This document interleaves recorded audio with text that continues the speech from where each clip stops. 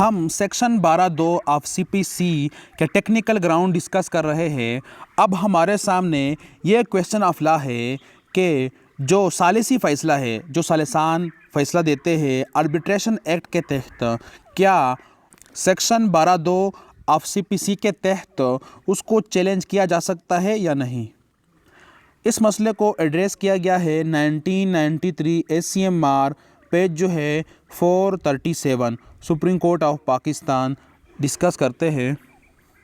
Para B जो है arbitration act section 17, 30 and 33, civil procedure code section 12 subsection 2, decree on the basis of award. Award कहते हैं decision of non judicial decider, यानी judgment जो दी जाती है, अवार्ड जो सालिसान दे देते हैं। Setting aside of provision of section 12(2) civil procedure code 1908 whether applicable where a decree had been passed under section 17 arbitration act 1940।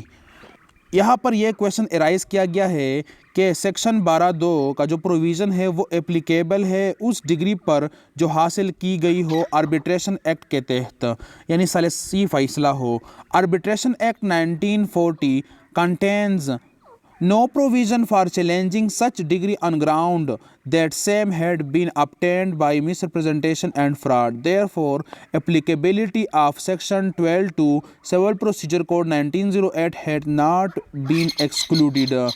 इसमें बताया गया है कि जो आर्बिट्रेशन एक्ट है 1940, इसमें कोई प्रोविज़न मौजूद नहीं है जिसमें किसी डिग्री को चैलेंज किया जाए मिसरिप्रेजेंटेशन और या फ्रॉड के ग्राउंड के बुनियाद पे। लिहाजा जो सेक्शन 12(2) है उसको निकाला नहीं जा सकता है।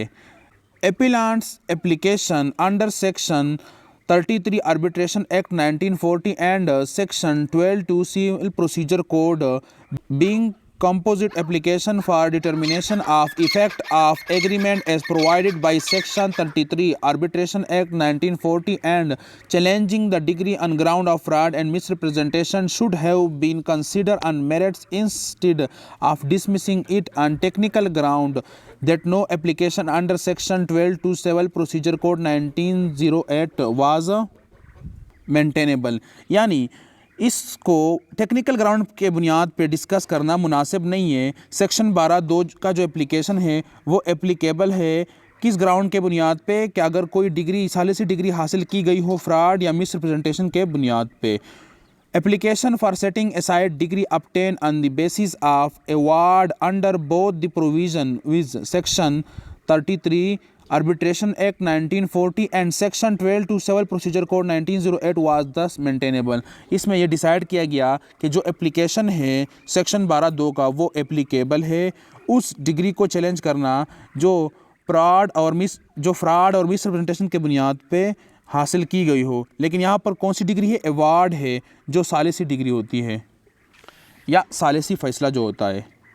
इसी मसले को डिस्कस किया गया है government of Sindh versus Fazal Mahmood PLD 1991 Supreme Court of Pakistan page जो है 197।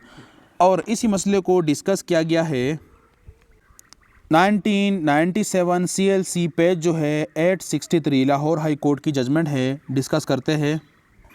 Arbitration act of 1940 section 17 civil procedure code 1908 section 12(2) application under section 12(2) CPC for recall of decree obtained on basis of arbitration award, dismissal of such application on the ground that section 12(2) CPC was not applicable to decrees obtained on the basis of arbitration award.